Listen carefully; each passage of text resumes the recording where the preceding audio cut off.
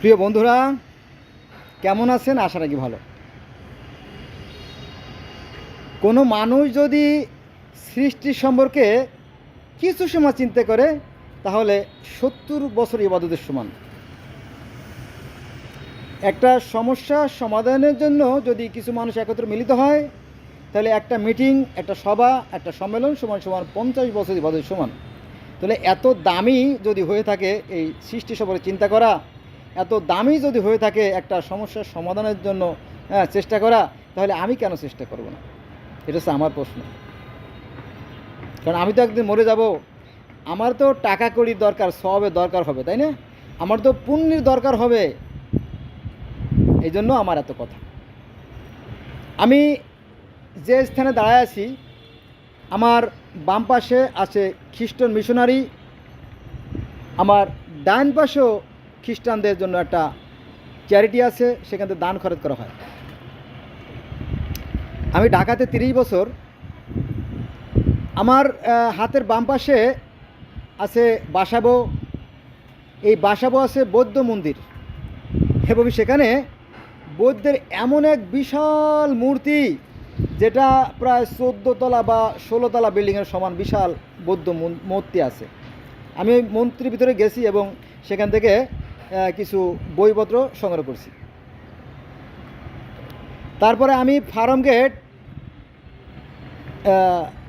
যে হলিক্রস স্কুলের পাশে যে গির্জা আছে সেখানে আমি গেছি। তারপরে বিজয় সরণির পাশে আরেকটা গির্জা আছে, ভিতরে প্রার্থনা হয়, সেখানেও আমি গেছি। একজন খ্রিস্টান ডাক্তার ছিলেন, আশা ফুলিয়া মার্টিনা, একজন খ্রিস্টান মহিলা ছিল। অনেক ডাক্তারের সাথে আমার সম্পর্ক ছিল, তো সেই হিসেবে ওনার সাথে গেছি। তারপরে আমি গেছি ধানমন্ডি, এই 3 নম্বরে ধানমন্ডি, আপনার গণস্বাস্থ্য ল্যাব 8 তার অপোজিট অর্থাৎ দক্ষিণ পাশে, সেখানে গেছি ইরানি কালচার সেন্টার, অর্থাৎ শিয়াদের কিছু গ্রন্থ আনার জন্য। এরপরে আমি গেছি মোহাম্মদপুর কেন্দ্রীয় কলেজের গা ঘেঁষে একটা বিল্ডিং আছে, শিয়া মসজিদ, সেখানকার চেয়ারম্যানের কাছে গিয়েছিলাম, সেখানে বই সংগ্রহের উদ্দেশ্যে। তারপরে আমি বাংলা বাজার, ঢাকার বাংলা বাজার পুদ্দার লাইব্রেরি আছে, পুদ্দার লাইব্রেরি, তাদের সাথে যোগাযোগ করলে তারা ইন্ডিয়া থেকে কিছু বই এনে দেয়। আমি সেখানে গিয়েছি কিছু বিদেশি বই আনার জন্য। আমি সদরঘাট, অর্থাৎ ঢাকার যে সদরঘাট, এটা কে না চেনে? বাংলাদেশে যারা বসবাস করে সবাই সদরঘাট চেনে। তো সদরঘাটের পাশে একটা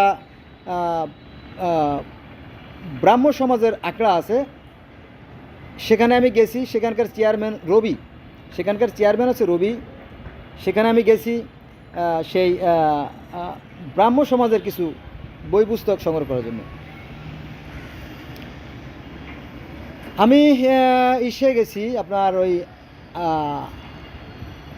বক্সিবাজার, বাংলাদেশের সবচেয়ে বড় বৌদ্ধ মন্দির, সেখানে গিয়েছি। গুলিস্তানে ইস্কনে গিয়েছি। তারপরে আপনার ঢাকা মেডিকেলের পাশে অথবা মাধ্যমিক উচ্চ মাধ্যমিক শিক্ষা বোর্ডের পাশে, এটাও বক্সিবাজারের ভিতরে, এখানে আছে আপনার আহমদে মুসলিম জামাতের যে মসজিদ, এই আহমদে মুসলিম জামাতের মসজিদে আমি অনেকবার গেছি। এভাবে মানে ধর্ম, বর্ণ, জাতি, ভেদ নির্বিশেষে আমি বিভিন্ন মানুষের সাথে মেশার চেষ্টা করছি। আর বাকি যে গ্রন্থগুলো, যেমন মিশরীয় পুরাণ, গিলগামেশের মহাকাব্য, গ্রিক ধর্ম, রোমান ধর্ম, সে শুরু করে পৃথিবীর বিভিন্ন ধর্ম আমি জানার চেষ্টা করছি দীর্ঘদিন। তো যে কথার জন্য এত কথার অবতারণা, যে উদ্দেশ্যকে সামনে রেখে এত কথা উদ্দেশ্য, সেটা হচ্ছে যে এখন যদি বৃষ্টি নামে, আকাশ মেঘাচ্ছন্ন দেখছেন, বৃষ্টি যদি নামে, তাহলে এই যে আপনার বাসাবো বলেন, আর সেই ফার্ম গেট বলেন, আর সেই খিলক্ষেত বলেন, আর কি বললাম, বক্সিবাজার বললাম, এই সমস্ত জায়গায় কিন্তু একই সাথে বৃষ্টি নামে। সৃষ্টিকর্তা এমন নন যে তিনি শুধুমাত্র মুসলমানদের ঘরে বৃষ্টি নামালেন আর হিন্দুদের ঘরে বৃষ্টি নামালেন না, এমন না। তিনি সবার জন্য সমভাবাপন্ন। যেমন একজন পিতামাতা তার প্রত্যেকটা সন্তানকে যেমন ভালোবাসে, সৃষ্টিকর্তাও তার প্রত্যেকটা সৃষ্টিকে সমানে ভালোবাসে। শুধু আমরা এই ধর্ম নিয়ে বিভেদ সৃষ্টি করে মারামারি কাটাকাটি খুনোখুনি করি। সৃষ্টিকর্তার কাছে কোনো ধর্ম বলে কিছু নাই। সৃষ্টিকর্তার কাছে যেটা আছে সেটা আছে ভালো আর মন্দ। হ্যাঁ, যারা সৎ কাজ করবে তারা ভালো ফল পাবে, আর যারা মন্দ কাজ করবে তারা মন্দ ফল পাবে, এইটাই। এখন আপনি কি করবেন সেটা আপনার একান্ত অভিপ্রায়। কাল কিয়ামতের ময়দানে যখন মানুষের অন্তর্চক্ষু খুলে দেওয়া হবে তখন সে দেখতে পারবে সে কী অর্জন করছে। যে যা অর্জন করবে তার জন্য প্রত্যেকের মানুষের আমল তার গলা হাসরূপ। হ্যাঁ, কাল কিয়ামতের ময়দানে কারো বাক্য স্ফুট হবে না, কারো মুখ দিয়ে কোনো শব্দ বেরোবে না, আর কারো সুপারিশও গ্রহণ করা হবে না। অনেক সময় আলেমরা বলে যে হ্যাঁ, এই নবী সেই নবীর কাছে দৌড়দৌড়ি করবে, ওই নবীর কাছে দৌড়দৌড়ি করবে, সেই নবী আবার আরেকজনের কাছে দৌড়দৌড়ি করবে। এই সমস্ত কথা কোরআনে নাই, এই সমস্ত কথা কোরআন নাই। কারণ কোরআনে যেটা বলা আছে যে কাল কিয়ামতের ময়দানে মানুষের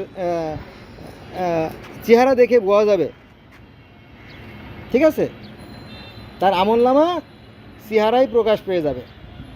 যিনি সৃষ্টিকর্তা তিনি নিশ্চয়ই এগুলো ব্যাপারে দক্ষ, তিনি বুঝতে পারবেন আর কি বিষয়টা কি বিষয়। আল্লাহ বলেন যে আমি মানুষ সৃষ্টি করেছি জন্ম ও মৃত্যুর অধীন করে, এবং তাদেরকে আমি ভালো ও মন্দের জ্ঞান দিয়ে সৃষ্টি করছি। আমি দেখতে চাই যে তারা কে কর্মে উত্তম। অর্থাৎ এই যে সৃষ্টি এগুলো অনর্থক নয়, এটা এক প্রকার খেলা, ভালো মন্দের খেলা। আপনি কলেমা পড়লেই জান্নাতে চলে যাবেন এমন কথা নাই কোরআনে।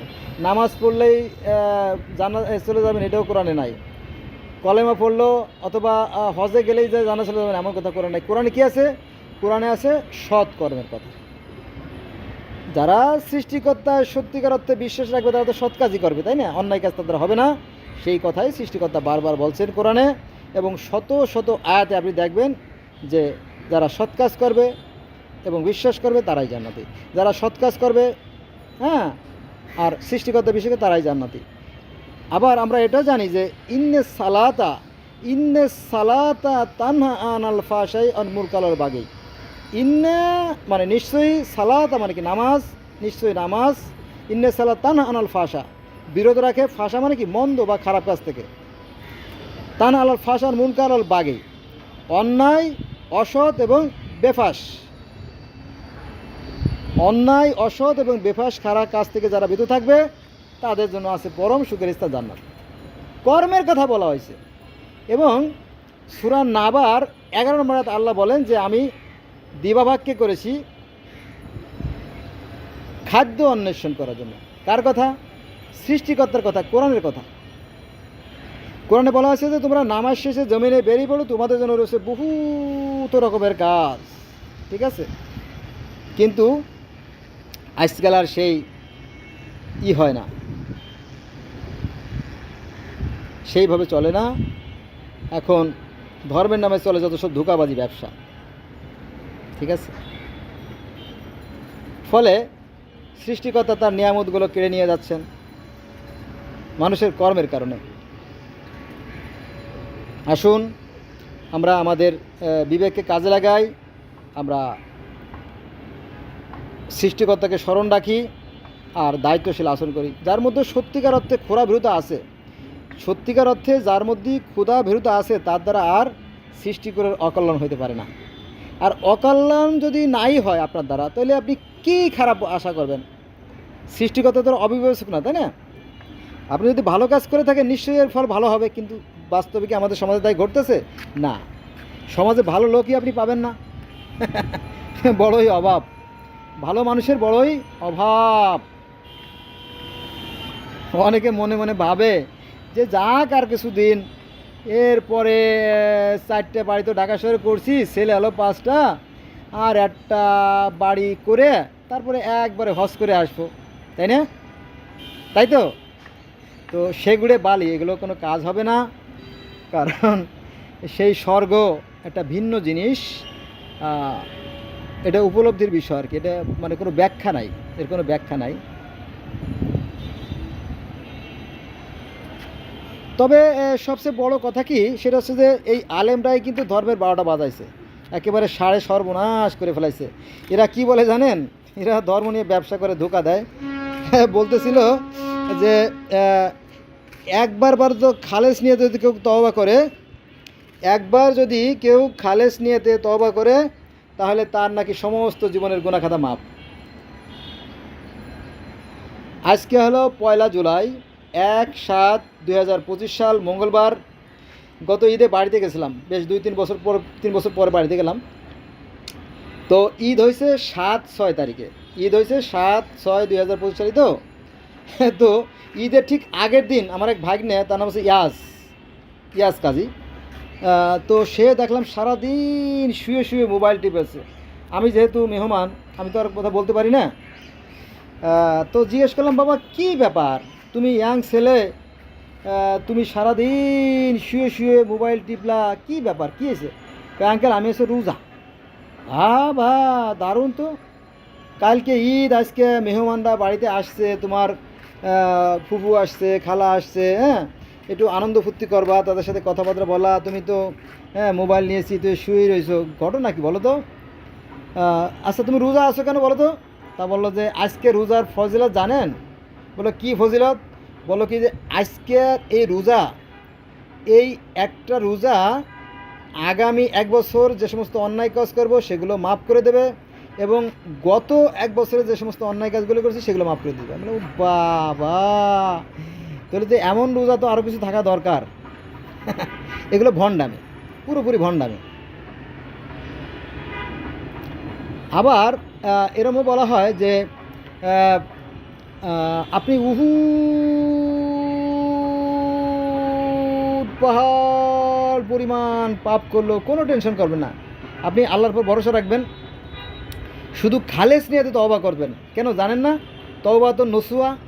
ওই যে নসুহা একবার বিপদে পড়ছিল, তারপরে তওবা করলো, আর সেই বিপদ থেকে উদ্ধার হয়ে গেল।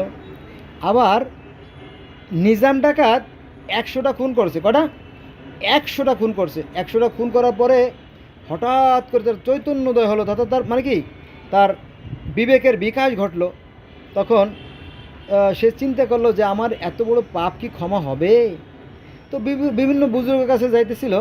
তো একজনের কাছে যাওয়ার পরে বলছে যে আমি তো 100 খুন করছি, আমার কি রেকর্ডটা কি অফ হয়ে গেল, আমার কি ক্ষমা হবে? বলো যে না না না না না না, তুমি 100 মানুষ হত্যা করছো, এত বড় পাপ কি ক্ষমা হয়? তো তারা হত্যা করে ফেলেছে। চিন্তা করেন, মুশকিল।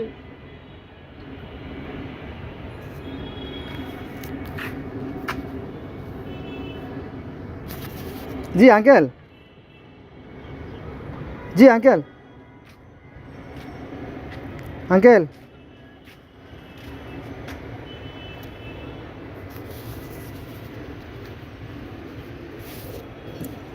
আঙ্কেল,